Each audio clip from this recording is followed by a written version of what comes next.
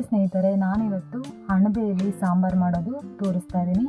ಇದು ನಾವು ಮಾಡೋ ನಾಟಿ ಸ್ಟೈಲ್ ಅಣಬೆ ಸಾರು ತುಂಬಾ ರುಚಿಯಾಗಿರುತ್ತೆ, ತುಂಬಾ ಕ್ವಿಕ್ಕಾಗಿ ಕೂಡ ಮಾಡ್ಬೋದು, ಎಲ್ರಿಗೂ ಇಷ್ಟ ಆಗುತ್ತೆ. ಯಾವ ರೀತಿ ಮಾಡೋದು ಅಂತ ನೋಡೋಣ ಬನ್ನಿ. ಇದನ್ನು ಮಾಡೋದಕ್ಕೆ ಒಂದು ಪ್ಯಾನ್ಗೆ ಎಣ್ಣೆ, ಶುಂಠಿ, ಬೆಳ್ಳುಳ್ಳಿ ಎಲ್ಲ ಸ್ವಲ್ಪನೇ ಮಸಾಲೆ ಹಾಕ್ತಾಯಿದ್ದೀನಿ ಫ್ರೆಂಡ್ಸ್. ನಾನು ಒಂದು ಅರ್ಧ ಈರುಳ್ಳಿ, ಒಂದು 4 ಹಸಿಮೆಣಸಿನ್ಕಾಯಿ, ಖಾರದ ಪುಡಿ ಸೇರಿಸ್ತೀನಿ ನಾನು ಸಾಂಬಾರಿಗೆ, ಅದಕ್ಕೆ 4 ಹಸಿಮೆಣಸಿನ್ಕಾಯಿನ ಹಾಕೋತಾ ಇದ್ದೀನಿ. ಒಂದು ಟೊಮೆಟೊ ಹಾಕ್ತಾಯಿದ್ದೀನಿ, ಒಂದು ಸ್ವಲ್ಪ ಪುದೀನ ಮತ್ತು ಒಂದು ಸ್ವಲ್ಪ ಕೊತ್ತಂಬರಿ ಸೊಪ್ಪನ್ನು ಸೇರಿಸಿ ಇಲ್ಲಿ ನಾನು ಹಸಿ ತೆಂಗಿನಕಾಯಿನ ಸೇರಿಸ್ತಾ ಇದ್ದೀನಿ. ನೀವು ಬೇಕಾದರೆ ಒಣ ಕೊಬ್ಬರಿ ಕೂಡ ಸೇರಿಸ್ಕೋಬೋದು. 1-2 ಲವಂಗ, ಒಂದು ಸ್ವಲ್ಪ ಚಕ್ಕೆನ ಸೇರಿಸಿ ಚೆನ್ನಾಗಿ ಫ್ರೈ ಮಾಡ್ಕೊಳ್ಳೋಣ. ಇದು ತಣ್ಣಗಾಗೋದಕ್ಕೆ ಬಿಟ್ಟು ಮಿಕ್ಸಿ ಜಾರ್ಗೆ ಸೇರಿಸ್ಕೊಳ್ಳೋಣ ಫ್ರೆಂಡ್ಸ್. ಫುಲ್ಲು ಅದು ತಣ್ಣಗಾಗಬೇಕು, ಬಿಸಿಯಲ್ಲೇ ರುಬ್ಬಿದ್ರೆ ಟೇಸ್ಟ್ ಚೆನ್ನಾಗಿರಲ್ಲ. ಫುಲ್ಲು ತಣ್ಣಗಾದ್ಮೇಲೆ ಒಂದು ಮಿಕ್ಸಿ ಜಾರ್ಗೆ ಸೇರಿಸ್ಕೊಂಡು ಒಂದು ಅರ್ಧ ಸ್ಪೂನಷ್ಟು ಅರಿಶಿನ, 1 ಸ್ಪೂನಷ್ಟು ಧನಿಯಾ ಪುಡಿ, ಖಾರಕ್ಕೆ ತಕ್ಕ ಹಾಗೆ ಖಾರದ ಪುಡಿನ ಸೇರಿಸ್ತಾ ಇದ್ದೀನಿ. ನಾನು ಮೊದಲೇ ಹಸಿಮೆಣಸಿನ್ಕಾಯಿನ ಸೇರಿಸಿರೋದ್ರಿಂದ ಸ್ವಲ್ಪನೇ ಖಾರದ ಪುಡಿನ ಸೇರಿಸ್ತಾ ಇದ್ದೀನಿ. ಇದಕ್ಕೆ ಸ್ವಲ್ಪ ನೀರನ್ನು ಹಾಕಿ ನುಣ್ಣಗೆ ಗ್ರೈಂಡ್ ಮಾಡ್ಕೊಂಡು ಬರೋಣ ಈ ರೀತಿ. ಇವಾಗ ಸಾಂಬಾರಿಗೆ ಒಗ್ಗರಣೆ ಮಾಡ್ಕೊಳ್ಳೋಣ. ನಾನು ಅದೇ ಪ್ಯಾನ್ಗೆ ಸ್ವಲ್ಪ ಎಣ್ಣೆನ ಸೇರಿಸ್ತಾ ಇದ್ದೀನಿ. ಒಂದು ಸಣ್ಣ ಈರುಳ್ಳಿನ ಈ ರೀತಿ ಸಣ್ಣದಾಗಿ ಹೆಚ್ಚಿ ಹಾಕ್ತಾ ಇದ್ದೀನಿ.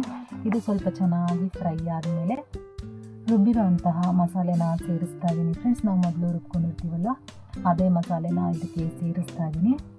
ಇವಾಗ ಮಿಕ್ಸಿ ಜಾರಿಗೆ ಸ್ವಲ್ಪನೇ ನೀರು ಹಾಕ್ತಾ ಇದ್ದೀನಿ. ಇನ್ನೂ ಸ್ವಲ್ಪ ನೀರು ಹಾಕ್ತಾ ಇದ್ದೀನಿ. ನಿಮ್ಮ ಕನ್ಸಿಸ್ಟೆನ್ಸಿಗೆ ತಕ್ಕ ಹಾಗೆ ನೀವು ನೀರನ್ನು ಸೇರಿಸ್ಕೋಬೋದು, ಆದರೆ ಮೊದಲೇ ಜಾಸ್ತಿ ನೀರನ್ನು ಸೇರಿಸ್ಕೋಬಾರ್ದು. ಯಾಕೆ ಅಂದರೆ ನಾವು ಅಣಬೆ ಸೇರಿಸಿದ್ಮೇಲೆ ಅಣಬೆ ಸ್ವಲ್ಪ ನೀರನ್ನು ಬಿಟ್ಕೊಳ್ಳುತ್ತೆ ಅಲ್ವಾ, ಅದಕ್ಕೆ. ಇವಾಗ ನಾನು ರುಚಿಗೆ ತಕ್ಕಷ್ಟು ಉಪ್ಪನ್ನು ಹಾಕಿ ಸ್ವಲ್ಪ ಚೆನ್ನಾಗಿ ಮಿಕ್ಸ್ ಮಾಡಿಕೊಂಡು, ನಾನು ಮೊದಲೇ ಒಂದು 400 ಗ್ರಾಮಷ್ಟು ಅಣಬೆನ ನೀಟಾಗಿ ತೊಳೆದು, ಅದು ಅಣಬೆ ಮೇಲಿರುತ್ತಲ್ಲ ಅದ್ರ ಸಿಪ್ಪೆನೆಲ್ಲ ನಾನು ಫುಲ್ ತೆಗೆದುಬಿಡ್ತೀನಿ.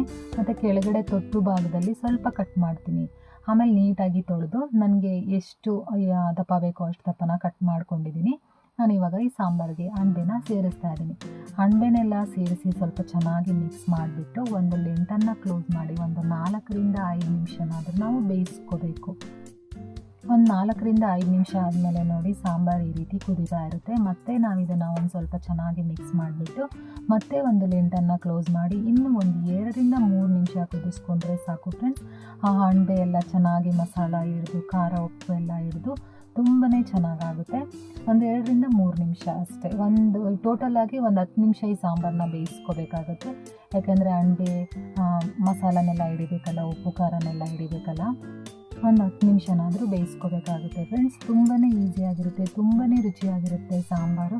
ನಾನ್ ವೆಜ್ ತಿಂದು ಬೋರ್ ಆಗಿದ್ರೆ ಈ ರೀತಿ ಅಣಬೆ ಸಾರನ್ನು ಟ್ರೈ ಮಾಡಿ. ಮತ್ತೆ ಸಿಗ್ತೀನಿ ಮತ್ತೊಂದು ಈಸಿಯಾದ ರೆಸಿಪಿಯೊಂದಿಗೆ. ನಮಸ್ಕಾರ.